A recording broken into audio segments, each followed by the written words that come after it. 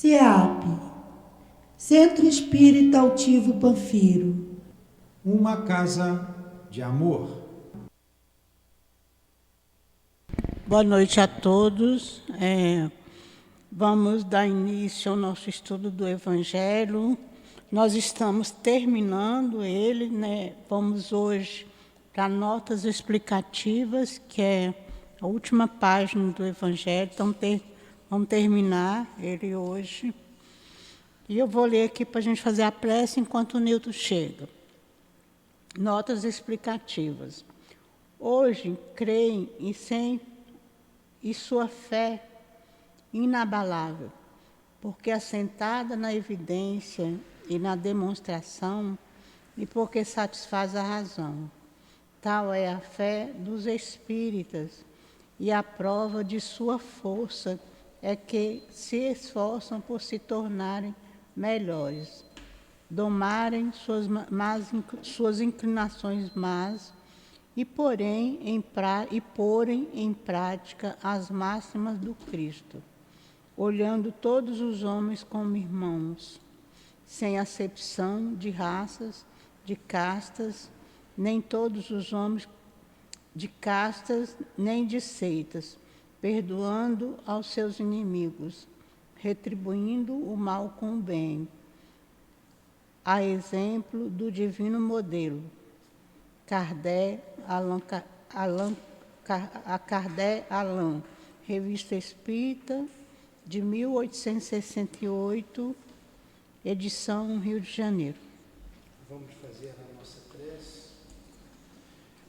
Querido Jesus, nos reunimos em Teu nome, em nome de Deus, para estudarmos o Teu Evangelho, e rogamos que permitas que também chamemos em nosso auxílio a direção espiritual da nossa casa, o nosso altivo. Então, em nome desses espíritos guias da nossa casa de amor, em nome do amor, do nosso amor, possamos então iniciar os estudos desta noite em torno do Evangelho. Que assim seja. Então, vamos lá.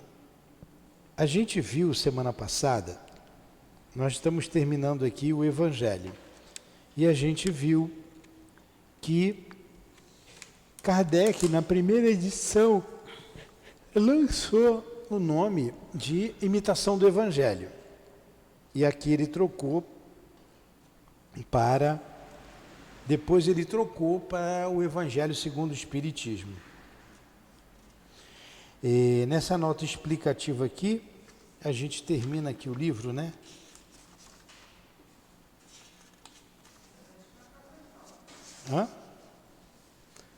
Vamos ver aqui. A investigação rigorosamente racional científica de fatos que revelavam a comunicação dos homens com os espíritos, realizada por Allan Kardec, então resultou na estruturação da doutrina. Desde 1854 até 1869, Kardec trabalhou em cima dessas obras. Em 1854, ele começou a investigar os fenômenos das mesas girantes, e Kardec desencarna em 1869, devido a aneurisma. Ali, ele já tinha trabalhado, montado o Livro dos Espíritos, o que é o Espiritismo, o Livro dos Espíritos, o Livro dos Médiuns, o Evangelho segundo o Espiritismo, o Céu e o Inferno, a Gênese, e depois e também a Revista Espírita, que era um periódico mensal.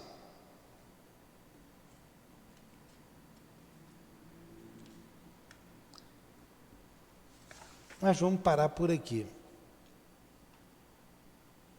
O que ele disse aqui? Vamos ver. O estudo meticuloso e isento dessas obras permite-nos... Aí são as ideias básicas que a gente tem da doutrina espírita. A imortalidade da alma.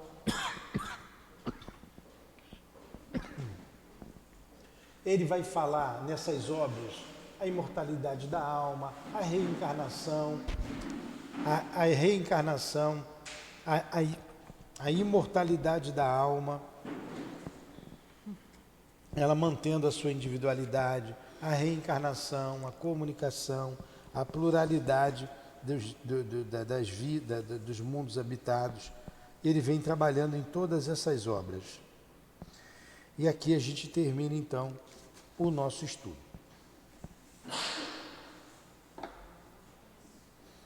Vamos reiniciar o estudo do livro do Evangelho segundo o Espiritismo. Estamos começando hoje. A Raquel vai vir e ela vai me ajudar aqui depois, tá? Conceição. Vamos lá. Allan Kardec, o Evangelho segundo o Espiritismo. Aqui tem na orelha do livro. Vocês não têm a orelhinha aí, essa capinha aqui? Sabe que é a orelhinha, né? Está na capa, isso aqui. Aqui ele vem dizendo sobre Kardec. Quando ele nasceu, o seu pseudônimo, o seu nome, o nome dos seus pais, a sua formação. Então vamos por parte. Luciana, qual a gente sabe que Allan Kardec é um pseudônimo? O que é um pseudônimo? Não. O que é um pseudônimo, Maria? Já dei 2 zeros hoje. O que é um pseudônimo, Maiara? Um falso nome. Pseudo, falso. Pseudônimo, falso nome. Por que ele deu o pseudônimo de Allan Kardec? Por que, Rosemarie? Por que ele deu o pseudônimo? Para que a gente não confundisse o Kardec com o Allan Kardec.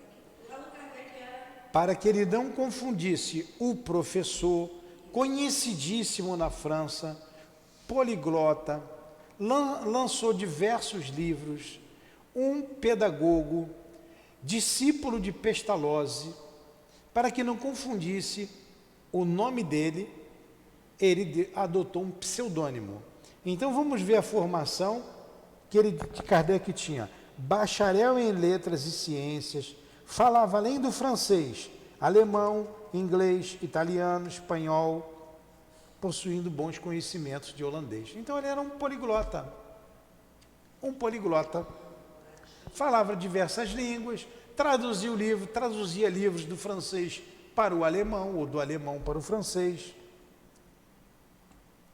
E tinha do lado dele uma grande mulher, chamada Amélie Boudet, a esposa de Allan Kardec.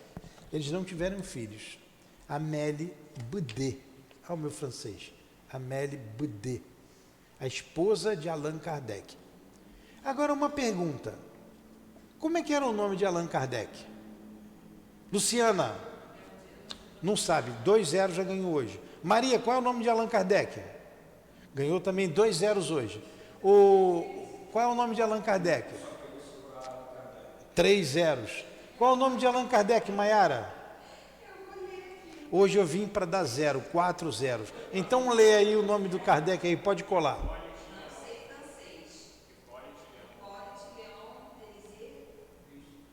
Não tem problema. Hippolyte Léon Denisard Rivaio. Ou Rivail, não faz mal. Nós somos brasileiros, já falamos mal o português, não precisa se expressar.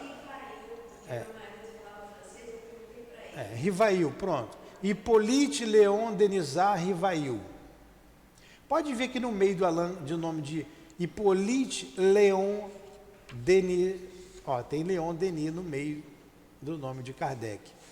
E Léon Denis, ele é conhecido como, no meio do Espiritismo, no Espiritismo, como é conhecido Léon Denis? O apóstolo do Espiritismo. O apóstolo do Espiritismo. Foi Léon Denis que deu continuidade à doutrina trazida pelos Espíritos. Léon Denis não deixou que a doutrina espírita morresse junto com Allan Kardec. Agora, quero ver se eu dou pelo menos um 10. Luciana, já está com 3-0. Presta atenção, Luciana. Você e Maria já estão com 3-0. De onde surgiu o pseudônimo de Allan Kardec? 0. De onde surgiu o pseudônimo de Allan Kardec, Maria? Do povo, né? 0. Então, a gente está falando assim para a gente não tornar a nossa aula um pouco alegre. O pseudônimo surgiu de uma revelação que ele teve do seu guia espiritual, chamado Zéfiro. Eu nunca sei qual é. Zéfiro. Que disse que numa encarnação passada, numa das reencarnações dele, daquele espírito que estava animando o corpo de Hipólito Leão Denis Arrivaio, nas Gálias, as Gálias, isso é bom a gente saber, um pouquinho de história. As Gálias eram um território enorme que pegava toda a França, os Países Baixos, a Alemanha, um pedaço da Alemanha, que é hoje a Alemanha, né? Pegava aquela região todinha ali da Europa, Bélgica, Irlanda, ali era a Gália. Quem nascia na Gália era gaulês. E a Gália, ela era habitada por tribos, várias tribos. E essas tribos eram conhecidas como celtas. Era um povo celta. O povo celta habitava ali as Gálias. Várias tribos que vieram do sul, vieram lá da Ásia e foram habitando toda aquela região, formando as tribos ali. E esse povo foi dominado pelos romanos. O exército romano era o exército mais poderoso do mundo. E era faminto, né? O povo romano de prazeres, de luxúrias. E eles conquistavam por onde iam. Eram guerreiros, conquistavam o povo, roubavam o ouro, as riquezas, levavam lá para Roma, botava lá um general deles para governar. O povo trabalhava, era escravo deles, trabalhava, e eles pagavam a eles um imposto caríssimo. Isso aconteceu na época de Jesus, não foi? Jesus não nasceu entre o povo hebreu? E quem eram os hebreus? Os hebreus foram escravizados pelos romanos. Os hebreus antes, sempre escravizados, né? Antes de serem escravizados pelos romanos, eles foram escravizados pelos egípcios. E Moisés libertou aquele povo do jugo egípcio, levou lá para o deserto e passou para eles ali a ideia do Deus único. Eles foram ali, se fixaram naquela região. Hoje a Palestina, antes era um pouquinho diferente a geografia, e ali eles se fixaram. Você vê que ali é uma guerra até hoje, aquele povo não se entende desde muito tempo. E Jesus vem justamente no seio daquele povo ali, escravo dos romanos. Só quero chegar nos romanos, não vou entrar na história lá do povo hebreu não, que estavam escravizados pelos romanos. Aonde os romanos iam, invadiam e venciam. Tem uma frase de César, né? De César, que diz assim: vim, vi, venci. Vim, vi, venci. Foi uma batalha fácil que ele teve lá, que ele entrou e rapidinho dominava, estava acostumado com a guerra. E quem era esse povo celta? Também era um povo guerreiro. Porém, tem até muito a ver com a França. Não dorme não, Maria, tu já ganhou 3-0, hein? Se dormir já vai ganhar mais 2 antes de responder a outra. Então presta atenção. História. Esse povo celta conhecia a reencarnação. Conhecia a reencarnação. Esse povo celta era um povo guerreiro. Eles conheciam as relações dos encarnados com os desencarnados, as relações de além-túmulo. Não foi à toa que Kardec foi para a França, né? E eles iam para a guerra desnudos. César se deu bem ali porque as tribos não se brigavam entre si. Então ele lançou a semente da discórdia e acabou dominando aquele povo. E eles eram tão guerreiros, tão corajosos, que tem um documento, César fez um documento falando daquele povo. Eles iam desnudos. Já tem um conhecido como Vercingetorix, né? Um guerreiro, tem até um gibi dele aí. Mas enfim, eles tinham esse conhecimento. Eles formavam a sociedade deles, eles tinham uma sociedade que era baseada no conhecimento, na educação dos sacerdotes. Eram os mais velhos, eram os sacerdotes. Eles eram incumbidos de dar educação para os jovens, além de serem sacerdotes. Então eles eram muito considerados. Eles eram chamados, como é que eram chamados esses sacerdotes? Druidas. Como é que era chamado esse sacerdote? Os druidas. Os druidas eram sacerdotes celtas. Tinha outra função, a educação dos jovens, a questão religiosa, e tudo eles eram consultados. E como que eles passavam o conhecimento adiante? Através das tríades. Tríades vem de três vezes. Eles ensinavam em forma de tríades para facilitar a memorização. Por exemplo, vou dar um exemplo aqui. Deus é único. Deus é imutável. Deus é soberanamente justo e bom. Isso é uma tríade. Não estou dizendo que essa era a tríade deles. Então, Deus, único, imutável, soberanamente justo e bom. Deus, único, imutável, justo, soberanamente bom. Facilitava. E assim era passada a educação. Tudo em forma de tríades. São várias as tríades. Eles eram reencarnacionistas, como nós dissemos. Leon Denis, no livro Depois da Morte, ele diz que eles chegavam a emprestar coisas, valores a um outro para pagar na outra encarnação. Tal a confiança que eles voltariam. Os druidas. Tem mais outros elementos que compunham a sociedade deles, como os bardos.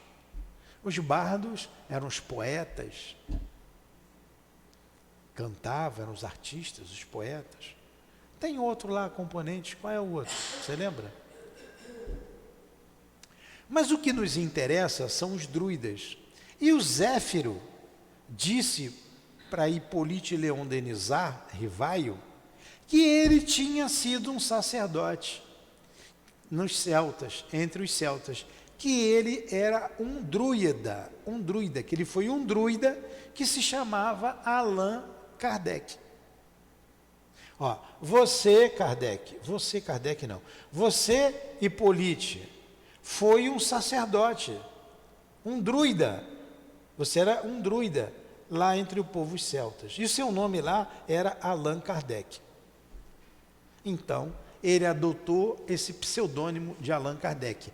Essa é a origem do pseudônimo Allan Kardec. Ele foi revelação do seu guia, um sacerdote, um druida entre os celtas. Entendeu então? E por que ele adotou então um pseudônimo? Ele adotou um pseudônimo, como disse a Rosemarie. Ele não queria que o homem poliglota, autor de diversos livros, conhecido no meio educacional, na França, um professor bem-sucedido, que não confundisse essa questão com a doutrina espírita, com os novos estudos que ele estava fazendo, com as novas pesquisas que ele fez. Por isso, nas obras espíritas, ele sempre assinou como Allan Kardec. Tudo bem até aí? Mesmo assim o povo faz confusão, porque fala, eu sou espírita, sou kardecista. Pois é. Então, Mesmo assim, erradamente, as pessoas dizem, sou kardecista. Sou espírita. O que é ser espírita? O que estuda as obras espíritas, o que estuda a doutrina espírita. Pergunta. Todo mundo já quer ganhar zero antes do tempo?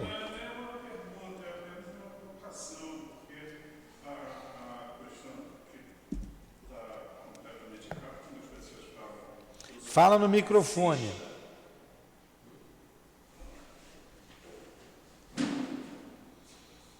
Fala no microfone. Essa questão do erro das pessoas dizerem eu sou kardecista é apenas para poder diferenciar na cabeça deles de que não é um bandista. Porque, de uma maneira em geral, quando se fala em espiritismo, associa-se imediatamente à questão da religião da Umbanda. Então, para a pessoa não dizer, eu não sou umbandista, eu sou espírita kardecista, que isso já está mais do que provado que está errado. Então, um erro não justifica o outro. Eu sou espírita. Por que eu vou ter o preconceito? Como outra diz assim, não, eu não quero dizer que eu sou um bandista ou candomblecista. Tem um candomblé também. Quem participa do terreiro de candomblé, que gosta, é candomblecista. Candomblecista. Quem participa do terreiro de Umbanda é umbandista. Quem participa do centro espírita é espírita ou espiritista. Acabou. Qual é a sua religião? Espírita. Você é espírita de mesa branca? Ainda tem essa aí. Não, eu sou espírita. Mas não é a mesma coisa, eu quero saber se você bota roupa, se tem tambor. Eu sou espírita. Mas qual é a diferença? Aí você vai, o espírita estuda a doutrina espírita. E a doutrina espírita é um conjunto. O que é a doutrina, Maiara? O que significa a palavra doutrina? Doutrina é um conjunto de ideias. Só guardou isso, né? Meio. O que é uma doutrina? Luciana? Maria, não vou nem te perguntar, vou te aliviar nessa, tá? O que é uma doutrina, Carlos? Meio. O que é uma doutrina?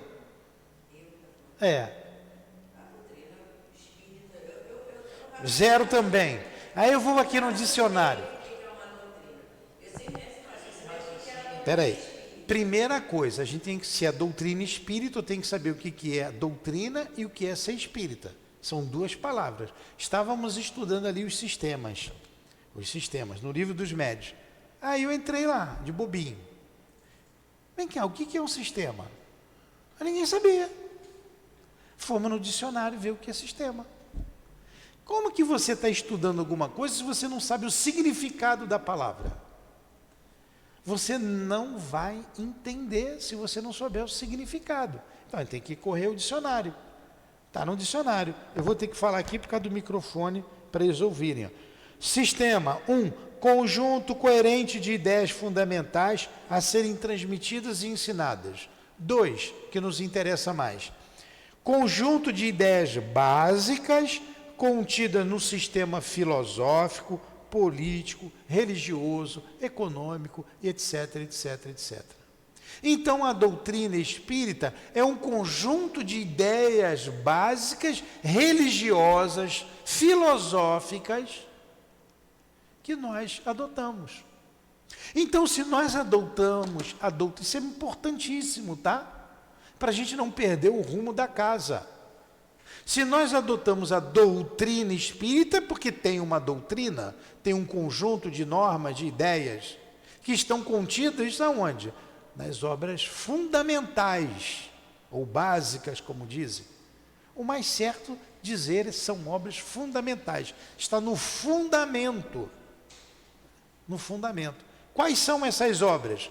Livro dos Espíritos, Livro dos Médiuns, o Evangelho segundo o Espiritismo, o Céu e o Inferno e a Gênese. O que vocês já ouviram falar de Pentateuco. O Pentateuco, pentacampeão. O Vascão, pentacampeão. 5 vezes campeão. Não é? Penta não é 5, Maria? Pois é. Pentateuco. 5 livros básicos, esse que a gente falou. Ah, mas tem ali o que é o Espiritismo, tudo bem, uma brochura, tem a Revista Espírita, mas a base está ali, a da doutrina. Então eu sou espírita, eu sigo a doutrina espírita, eu já disse o que eu sou, a minha religião. Agora, se você não entende, a culpa não é minha.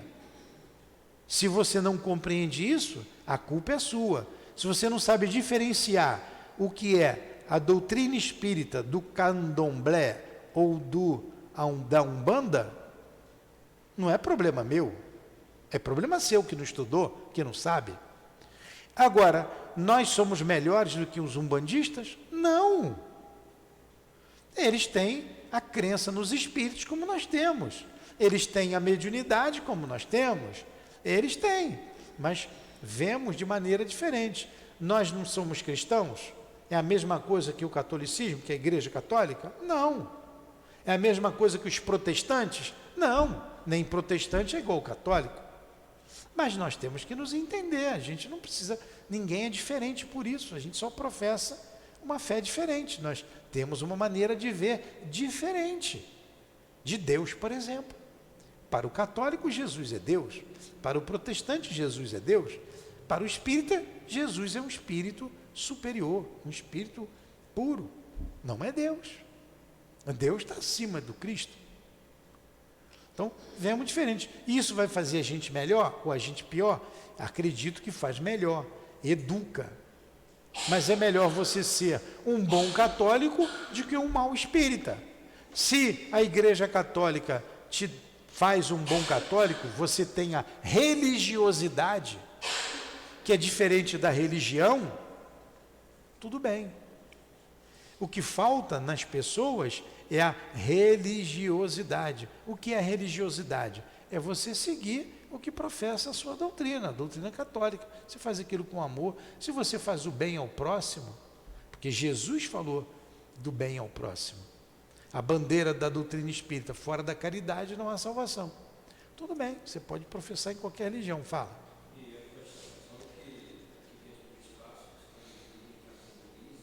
Fala alto, fala feito um homem, fala alto.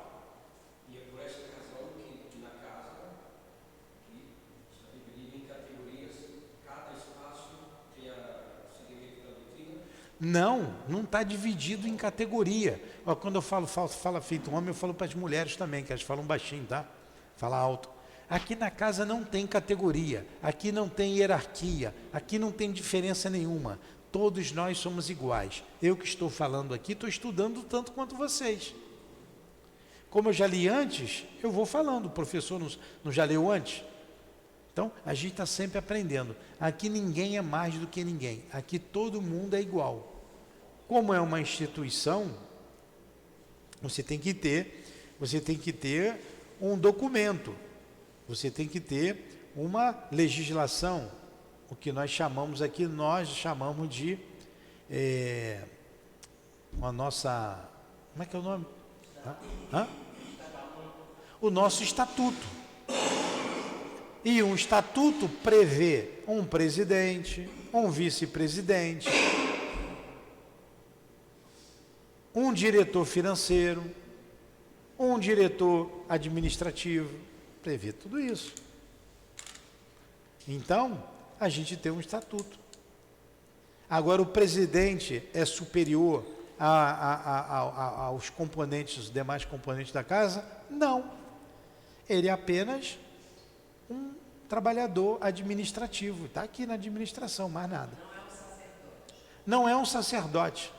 Eu não sou sacerdote. Aqui não tem como na igreja, o papa, o bispo, o padre.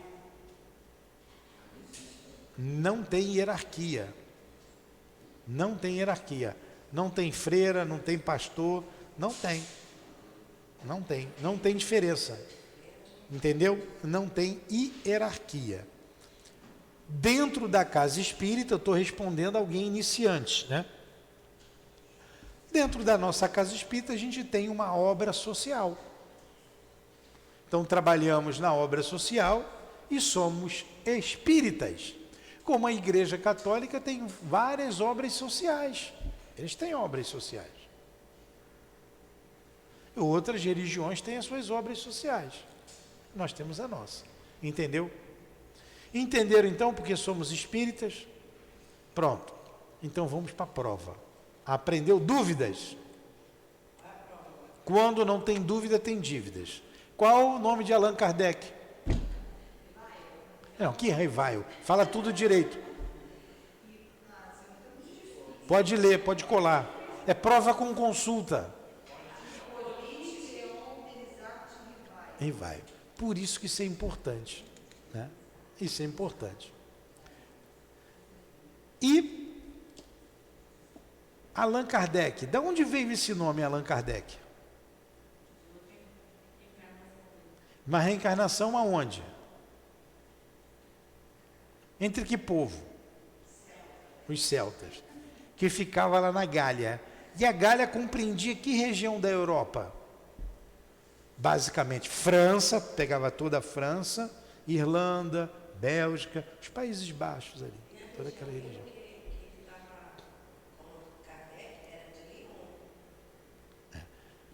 Tudo bem até aí?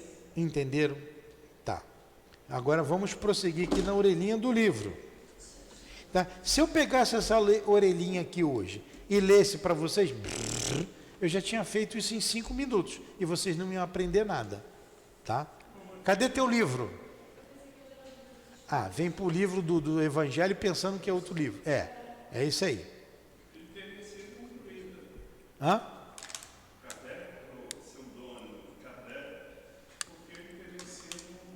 Isso, um druida, um sacerdote celta. Tudo bem. Vamos lá. Olha que coisa interessante que está na orelhinha aí. Ele lá em Paris, ele fundou uma escola igualzinha de Pestalozzi. Igualzinho. Na rua tal, na rua 30, número 35, uma escola. E olha o que ele fazia lá, o professor Hippolyte Léon Denisard. Ele fez diversas traduções de obras de ingleses para alemã, a gente já falou. Ele escreveu gramáticas. A gente precisa saber quem é Allan Kardec. Quem foi o professor Hippolyte Léon Denisard Rivaio? Ou Rivaio, como é que é? Rivaio. Está aqui. Escreveu gramáticas, manuais de aritmética. Porra, gramática e aritmética, né? Duas. Matemática e gramática, né? Da língua francesa. Escreveu livros de estudos pedagógicos, porque ele era um pedagogo. Ele era um pedagogo. Livro de pedagogia. E para o ensino superior, organizou em sua própria casa. Olha só. Para ensino superior. Em casa, na casa dele, olha como ele já era um homem bondoso. Ele dava aula. Ele fazia cursos gratuitos de química. Pô, o cara escrevia gramática, matemática, química, dava aula de química gratuitamente para os jovens. Curso de física, química, física, astronomia, anatomia, com patologia. O que é anatomia, Maria? Tá, tudo bem. Anatomia. Vai estudar o corpo humano, a anatomia humana, não é? Quando ele fala anatomia comparada, deve falar dos órgãos do corpo humano, não é isso? Botânica, e que funcionou durante 5 anos esse curso lá, gratuito, aos estudantes. Quem quisesse estudar, ia estudar com ele. Quando ele ouviu falar das mesas girantes, porque o fenômeno começou com as mesas girantes, isso só em 1854, as mesas girantes. Eu falei bem, nós falamos sobre isso aqui no estudo do Livro dos Espíritos. Ele era um estudioso do magnetismo. Ele conhecia as obras de Mesmer. Ele conhecia. A gente dá passe aqui no Centro Espírita. De onde é que vem esse estudo de magnetismo? De Mesmer. Mesmer. A gente vai ter um estudo aqui sobre magnetismo. Maiara, quem foi Mesmer? A mesma coisa, né? Quem foi Mesmer? O mesmo que Maiara falou, né? Quem foi Mesmer? Marie. Marie, Rosemarie. Foi o magnetizador, meio. Quem foi Mesmer? Quem foi, não sei, mas ele estudava Magnetismo, meio também. Franz Anton Mesmer, um médico alemão. Médico. Ele foi médico, ele se formou em medicina, ele era médico. Mesmer. Sim, Mesmer, mas estava incompleta a resposta. A resposta tem que ser dada em meia folha, explicando e justificando. Tá? Se eu fosse professor, na próxima encarnação vou ser professor. Vou dar prova com 2 questões, valendo 5 cada uma. Explique e justifique. Ou sabe ou não sabe, né?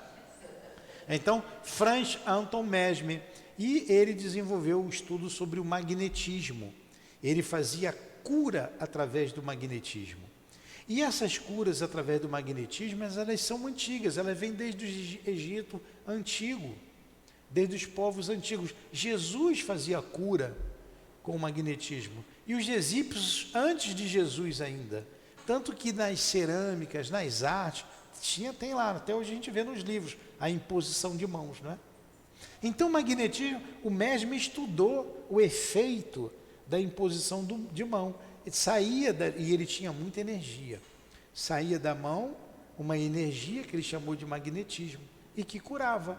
E ele fez várias experiências. Ele foi desacreditado. Ele foi para a França, debochavam dele. Ele saiu em diversos jornais, faziam charges dele, depreciando a figura de Mesmer. Da época tinha uns jornais em que ele era mostrado com uma capa preta, uma varinha mágica, né, dizendo que ele fazia mágica. Então ele fez várias pesquisas, teve vários seguidores, tem vários seguidores. E mais tarde, esse é para eu falar de Kardec, tá? Mais tarde,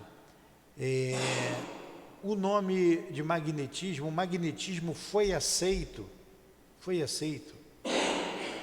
Caramba, vocês estão mal mesmo.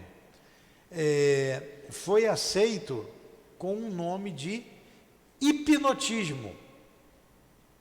Hipnotismo. Tem nada a ver, né? Hã? Tem nada a ver. Magnetismo. O magnetismo foi aceito com o nome de hipnotismo. Tá?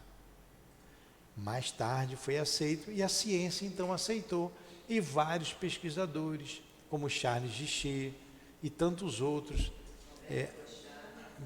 Desrochers, o coronel Desrochers, Afonso Bouet, Broad e tantos outros deram seguimentos a isso. No hipnotismo tem o magnetismo usando a hipnose. A hipnose, a sugestão. Tá? Né? A sugestão. Tudo bem. Então, vou entrar nos detalhes do magnetismo, que não é a aula de hoje. Kardec conhecia o magnetismo. Ele estudou por mais de 30 anos tudo isso. E quando ele ouviu falar das mesas girantes, ele dizia: o magnetismo explica isso. Não vou perder meu tempo. Para que eu vou ver isso? O magnetismo explica. Aí os amigos dele, que tinham muita consideração por ele, porque ele era um homem sério, com esses cursos todos que a gente viu, um conhecido professor, um homem importante na sociedade de Paris, ele era importante, conhecido. Por isso que ele não quis misturar o nome dele com as pesquisas das mesas girantes. Então ele adotou um pseudônimo. Ele insistiram, olha só, as mesas estão dando respostas. Ele, que isso? Eu não vou, aí é que eu não vou lá mesmo. Eu não vou mesmo. Como é que mesa vai dar resposta? Mesa não tem cérebro. Vamos lá, Kardec, venha ver isso. Vamos ver. Até que ele foi e se encantou. Como é que pode isso? Como ele era sério, começou a pesquisar. Tem gente que até hoje está com um copo. Tem 160 anos que isso foi pesquisado, 160 e pouco, se falar.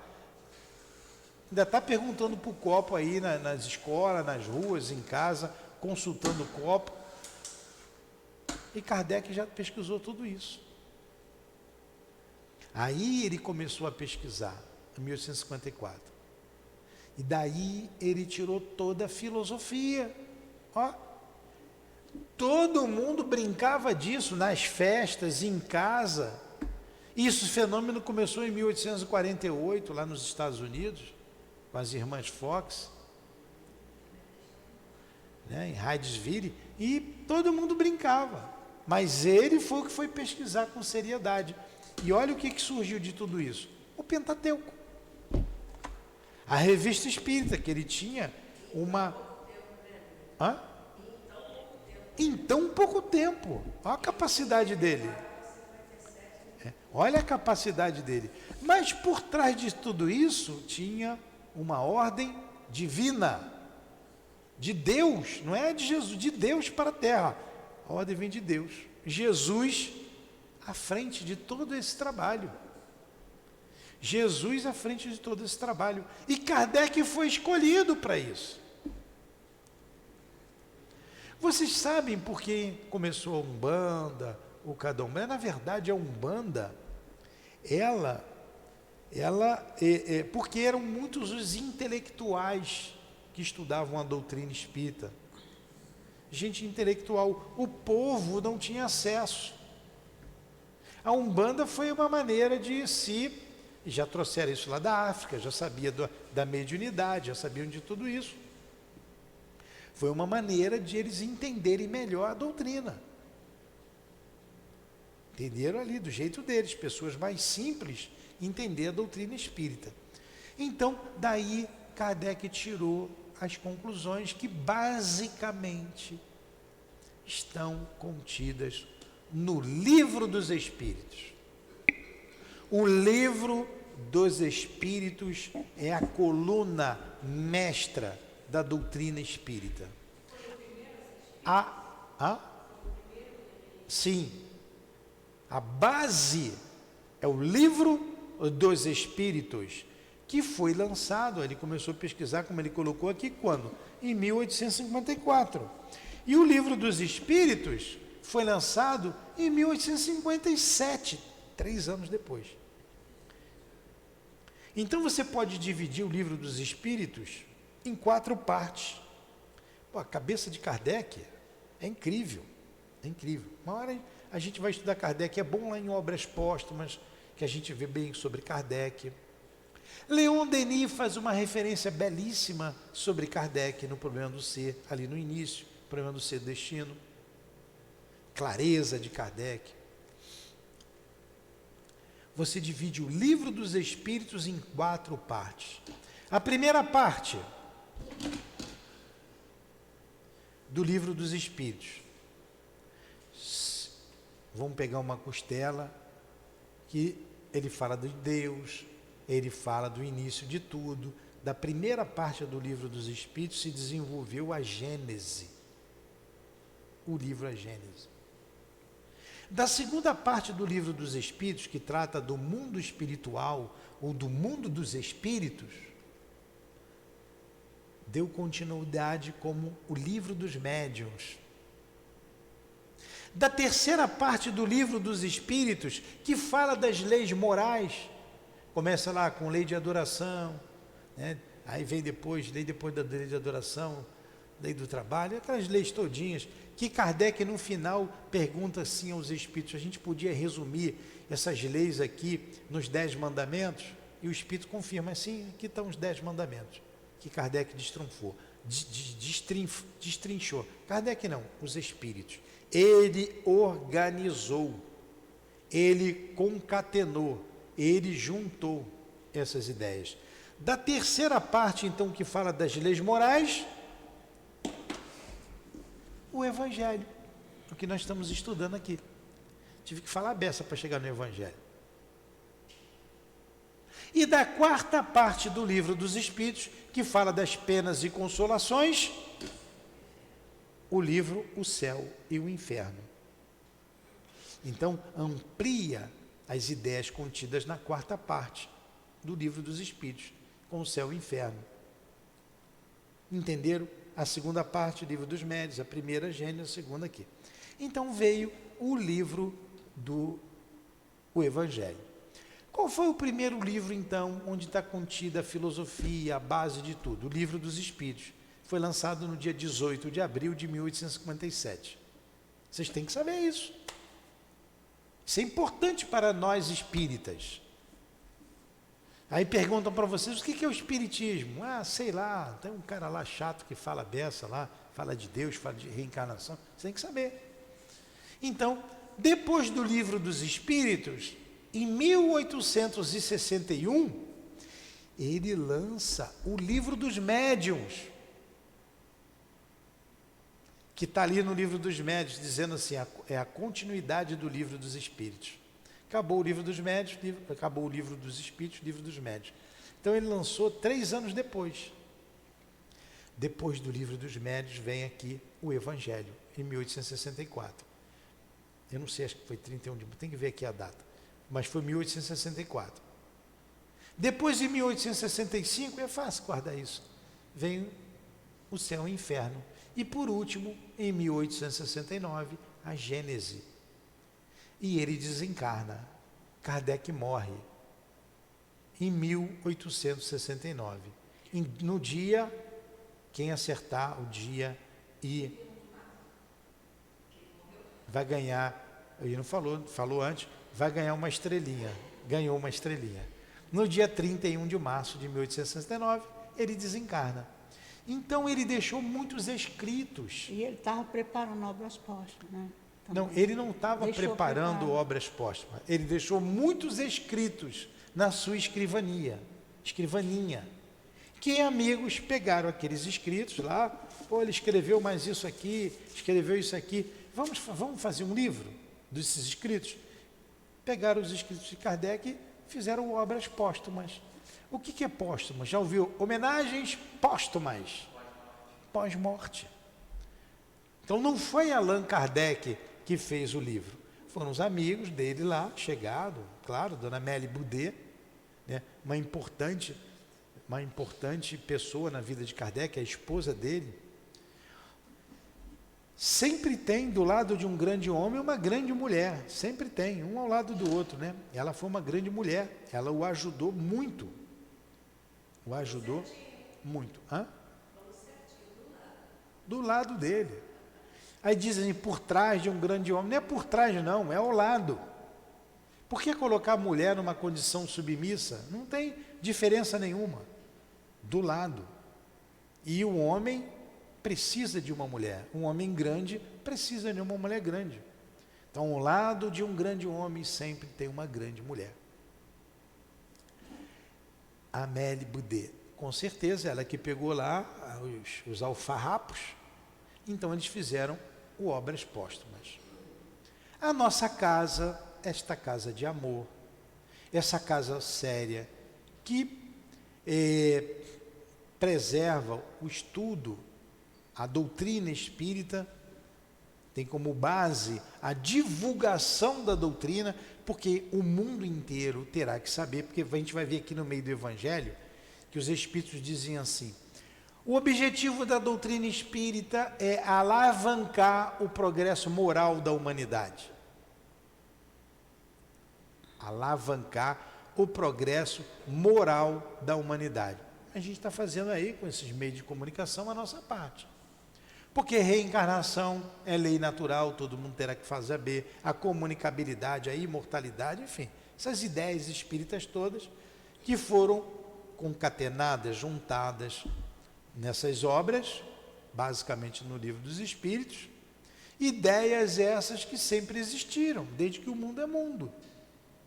Há uma diferença de doutrina espírita e de ideia espírita. A ideia espírita sempre existiu. Reencarnação se fala desde que o mundo é mundo. A comunicabilidade sempre existiu. Você tem os iniciados no Egito antigo, na Grécia, na Índia védica. Na época de Jesus, quem eram os iniciados na época de Jesus? Maiara? Zero. Quem eram, Luciano, os iniciados na época de Jesus? Zero. Quem eram os iniciados na época de Jesus? Rosemaria? Zero. Quem eram os iniciados na época de Jesus? Zero também. Os essênios. Os essênios. Ali na sociedade. Na época de Jesus. Zero. Na época de Jesus, os iniciados já tinham essas ideias da imortalidade. Tem uns que dizem, erradamente, que Jesus aprendeu com os essênios o que ele sabia. Não, Jesus já sabia aquilo tudo. Com certeza ele conheceu os essênios. Você tinha um fariseu, que era um grupo, que eram os sacerdotes entre os hebreus. Você tinha os fariseus, os essênios, que eram os iniciados hebreus, como tinha na Índia, como tinha na Grécia, como tinha no Egito, que eles cultivavam isso, eles trabalhavam a mediunidade. Então, Jesus conheceu os essênios, tinha os portageiros, tinha vários grupos, tinha os cobradores de impostos. Tem um livro que fala, é Maria de Nazaré, ele fala dos essênios, Jesus esteve lá entre eles, mas ensinando eles.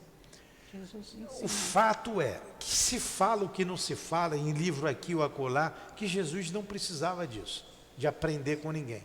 Mas ele conheceu os essênios, com certeza. Então as ideias espíritas, isso é para dizer que as ideias espíritas, os apóstolos foram iniciados depois com Jesus, mas eles não entendiam. Eles só foram compreender depois que Jesus morreu, depois que Jesus foi crucificado, porque até então eles não entendiam. E não acreditavam, ainda tem mais, porque fugiram com medo.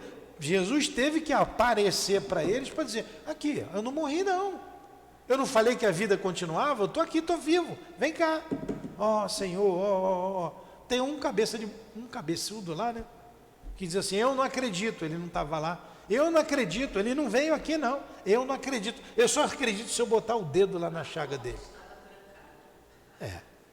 Com a porta trancada, Jesus aparece. Quem era o apóstolo que não acreditava, Maiara? Zero, ganha logo 3-0, logo que Pedro. Tomé. Hã? Maria, você sabia essa, né, Maria? Você ganhou 10, tudo bem. Mas já estava com 3 zeros. Tomé. Tem até um sabão em pó aí, tinha uma propaganda, faça os testes São Tomé, tem que ver para crer, não tem? Facilita gravar o nome. Tomé não estava presente. Então eles não tinham essa ideia. Depois que Jesus foi crucificado, e depois que lá em Pentecostes as línguas, né, se soltaram, a mediunidade explodiu nos apóstolos, foi em Pentecostes. É que eles começaram a compreender, e aí eles entenderam. Né? Sim, aí, eu penso que eles foram iniciados até porque eles eram espíritos de escola em corpos. Tudo bem, para vocês verem como o corpo embota. Isso. como o corpo físico embota. O altivo, nosso amigo, nosso irmão, ele dizia que o corpo físico emburrece. A gente fica burro, porque a gente esquece, né? Eu estou falando isso aqui para todo mundo ouvir, né?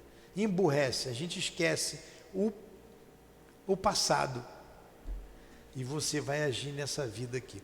Então, até para os apóstolos pesou. Mas quando deu o clique, ninguém segurou Pedro. Ninguém segurou nenhum deles. Ninguém segurou Paulo de Tarso, que era um perseguidor de cristão. Quando Paulo acordou, como é que Paulo desencarna? Não sou eu mais quem vivo, e sim o Cristo que vive em mim. Como é que Pedro desencarna? Eu não sou digno de ser crucificado como Cristo. Me crucifica de cabeça para baixo.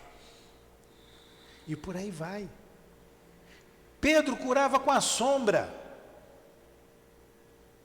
Olha, quando ele entendeu, quando ele compreendeu tudo. Então, a doutrina espírita é o consolador prometido. E vem para a gente relembrar o que Jesus disse, para ensinar o que Jesus não pôde ensinar, e para consolar.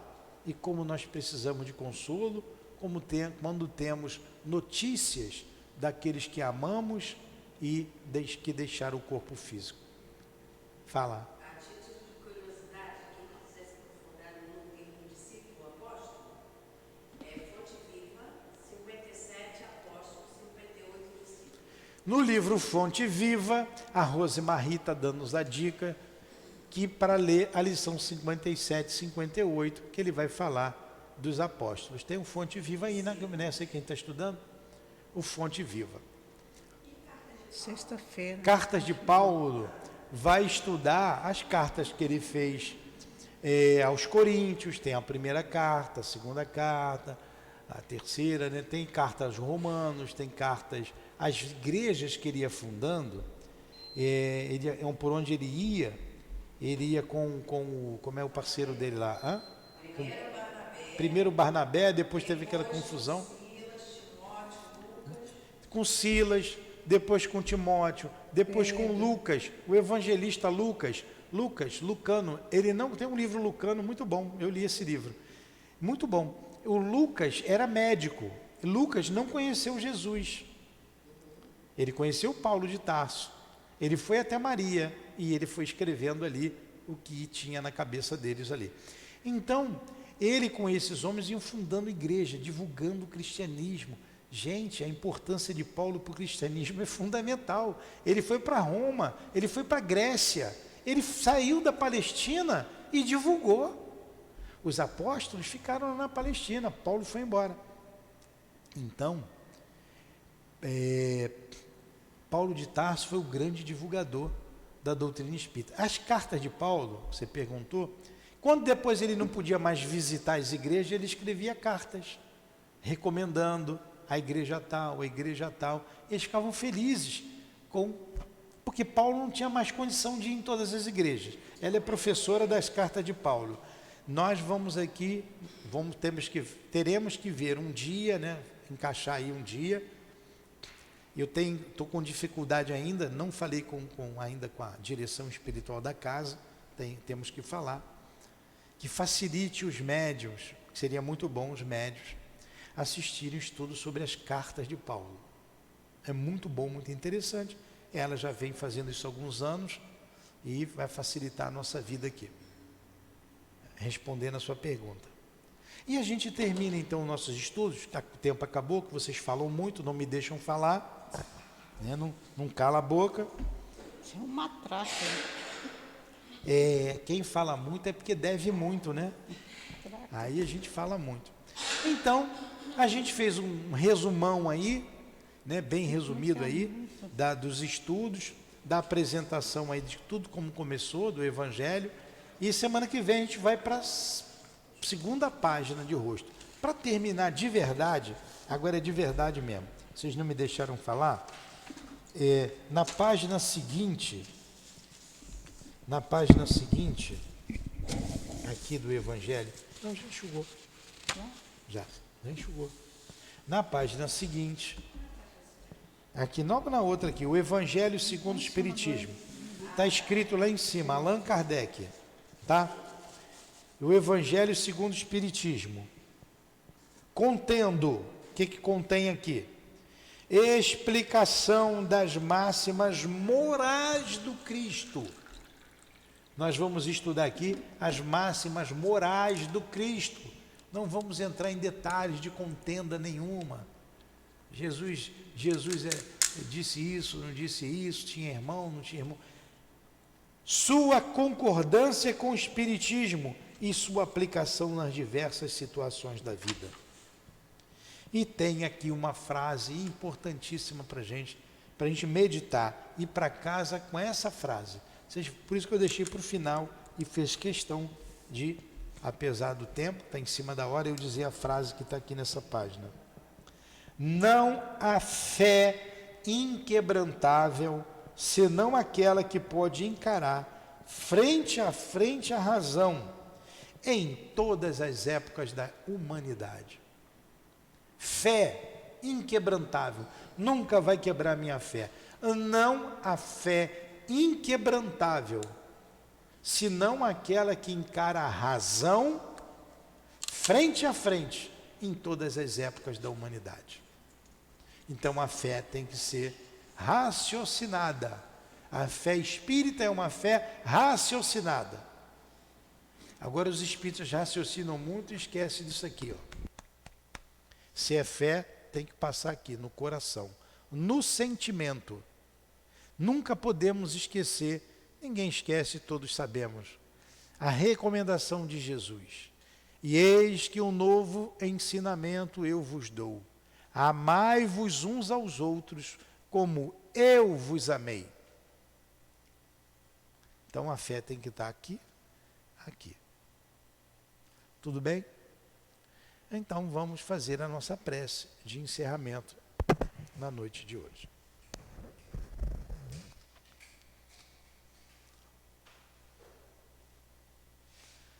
Mestre Jesus, muito obrigado.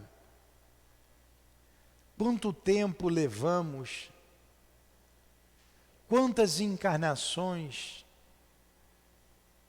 para somente agora começarmos a entender a tua vinda à Terra, para começarmos a compreender o teu Evangelho, que é o alimento para a nossa alma,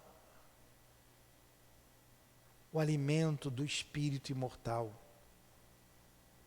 O caminho, o único caminho que nos libertará da matéria pesada, das paixões inferiores a que somos convidados todos os dias, que nos libertará, enfim, das correntes do mal. Quanto tempo! Mas o Senhor nos chama de irmãos. Nós somos os filhos pródigos. E o Senhor fará a festa no céu. Mas nós estamos ainda no caminho da casa do Pai. Ajuda-nos, Senhor. Falta pouco. Não nos deixes cair. Estimula-nos para chegarmos à porta da casa do Pai e participar das alegrias com este que tanto nos ama, que não olha para os erros do passado, mas para a decisão que tomamos para buscarmos o caminho novo. Ajuda-nos, ampara-nos, Senhor. Ampara a nossa casa, que tem feito tudo por nós, um esforço imenso para o nosso reerguimento moral, espiritual.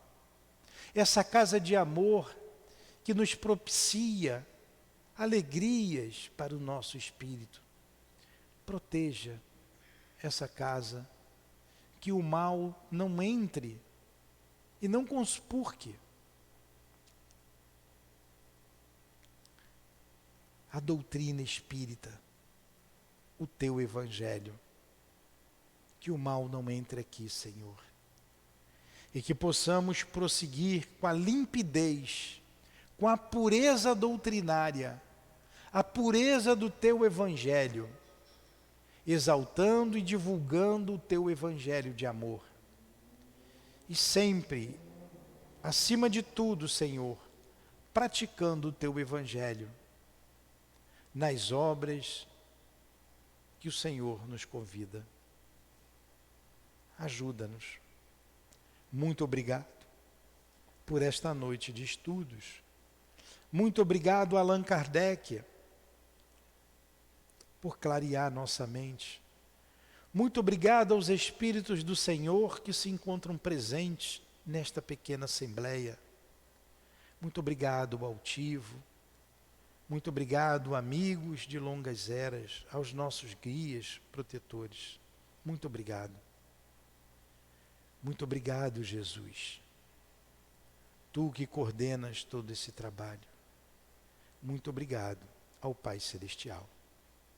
Que possamos retornar aos nossos lares em paz, em segurança. Que a nossa noite de sono seja proveitosa, Senhor. Ajuda-nos a retornar para cá durante a madrugada, para continuarmos os estudos e os trabalhos que nos forem designados. Em nome do amor que vibra nessa casa em todos esses corações. Em nome do nosso amor, minha querida, em nome do teu amor, Senhor, mas acima de tudo, em nome do amor de Deus, nosso Pai, é que pedimos a devida permissão para encerrarmos os estudos da noite de hoje em torno do teu Evangelho. Que assim seja.